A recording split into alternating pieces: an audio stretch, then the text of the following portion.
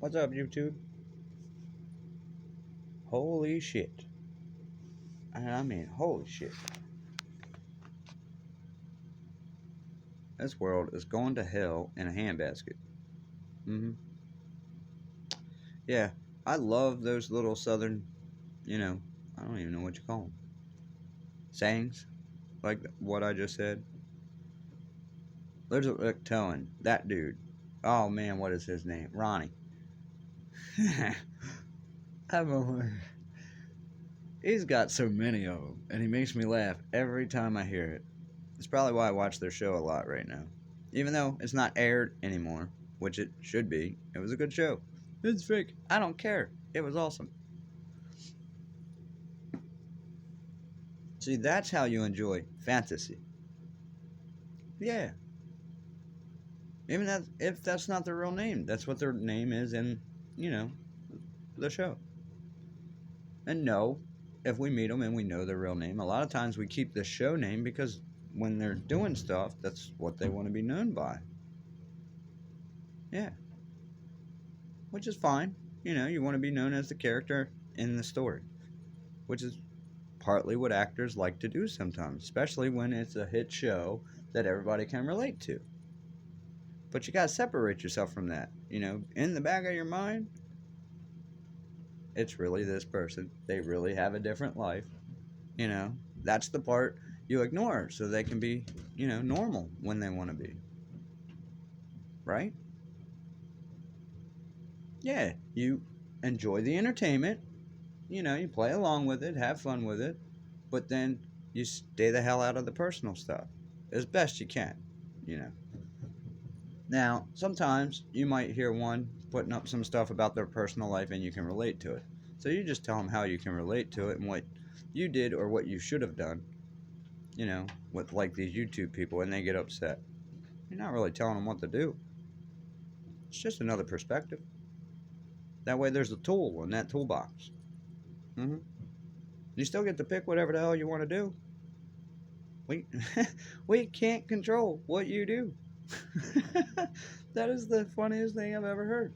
The only time somebody can control what you do is mainly government.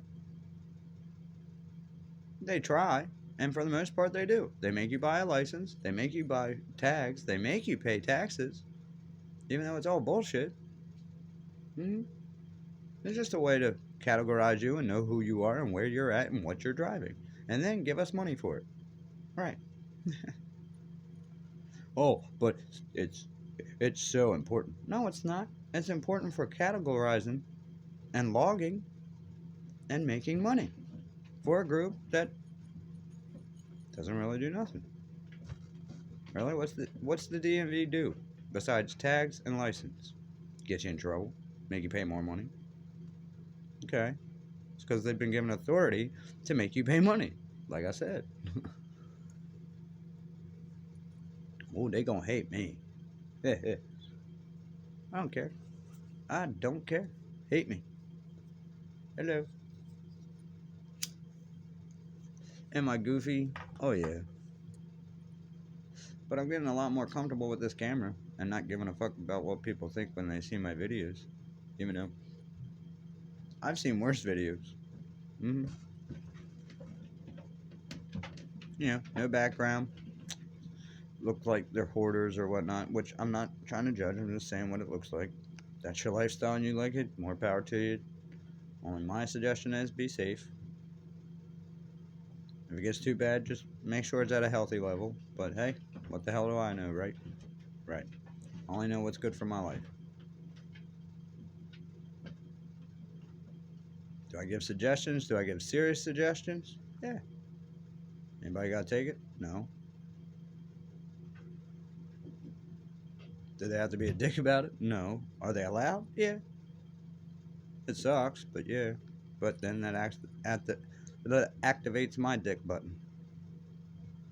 Now, rah, I'll give it back. Right. Normally a nice ass guy until they do that.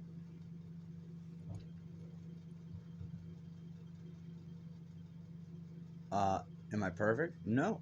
Can people do things to rattle me? Oh, well, yeah, of course. Does it take a lot? Oh, yeah, it takes a lot more than what it used to. Freaking fly.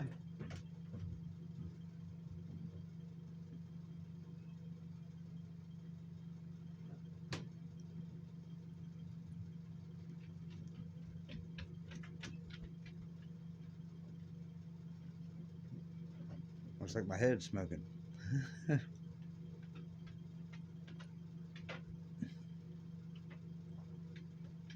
Y'all ain't gonna listen to this redneck, but don't care. At least I said it. People heard it. It's on them after that.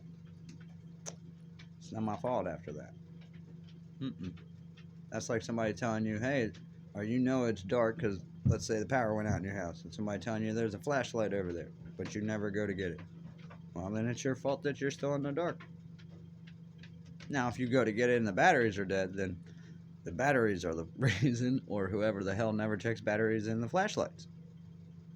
Which way you want to go with that. But yeah, it falls on one of those. It's a scenario. It's an example. Chill out. Well, you don't put any gas in your car. You going to work? No. Not unless you steal your neighbors or find a way to turn water into gas, which I've been seeing stuff about that. I'm curious. hmm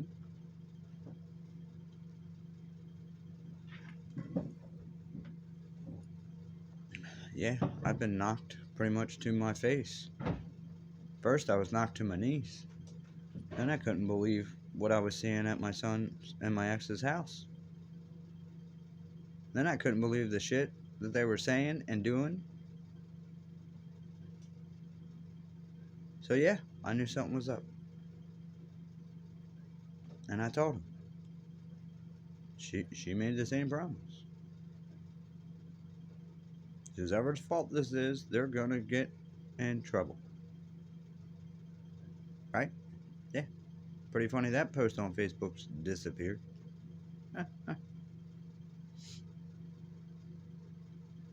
And what did she say about Shackleford and Jackson the whole time? Right. The whole time she was going against Jackson. Letting her family members rub the fact that they don't want my last name on their arm if they get a tattoo, which is fine. But you don't have to say it to my face like that's the problem with those kids. That wasn't the problem with those kids, and that's not what got them hurt. It was the Shackleford that got them hurt. If you want to go by what the police say, it was a Shackleford that actually two of them that brainwashed a little kid and used his disability to get him in trouble so they could make money and sit on their ass. But they're ballers. That real ballers work their fucking ass off, and they keep working.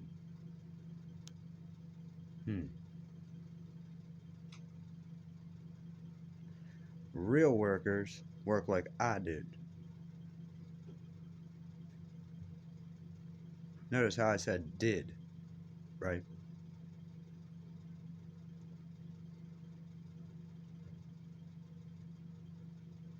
See, these people know. When it comes to family, I will set everything down.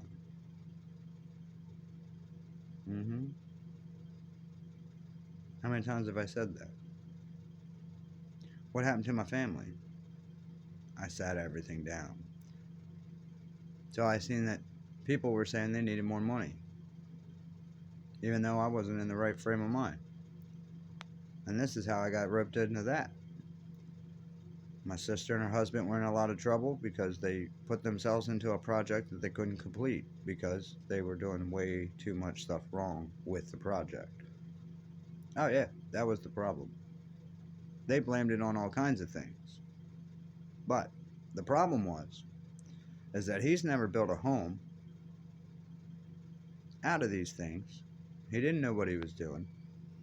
He tried to cut corners. You can't do that. Like I said, in construction, there are some things you can do, other things you cannot do.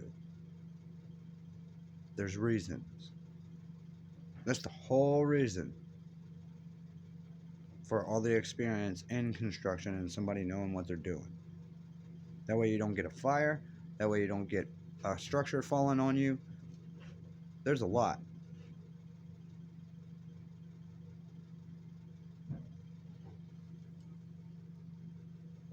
Even if they build it structurally, is it sound?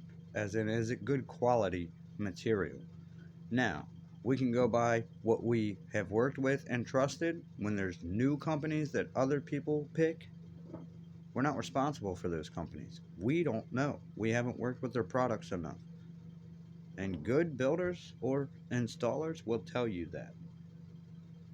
If they want to get the product, that's fine. We will install it, but we're not responsible for that product. Okay? When you tell us you want to save money on material, and we say, okay, we have a distributor that's pretty, decent on pricing. We are still not responsible for those products. You know that, right? A lot of those products, that's why they are the price that they are. Because you can get a good run, you can get a bad run. Kind of like BJ's Wholesale, or not BJ's, but Gabriel Brothers in Harford County. I know most of you probably don't know that. But, they used to sell clothes that either A, didn't really catch for trend, or come out of the factory a little off. But people would buy them because they were name brand. Yeah, you could get a lug shoe that was 11, but the other one was like 11 3/4. Right. Or 11 1/4. Or, it wasn't as wide as the other one. And you could tell, if you look close. Right. So they sold it cheaper, even though it wasn't perfect. Right. Okay, well, you have distributors out there that mess up on product, and to save money, that's what they do. They ship it out to some of these lower distributors, the lower price distributors, kind of like Ollie's and stuff like that. Well, these are the ones that are actually having a warehouse that don't have a name storefront like Ollie's. They just have a warehouse. Right. So, yeah, I have plenty of distributors, but when they tell me what they're trying to do on their job, that tells me which way to go with it.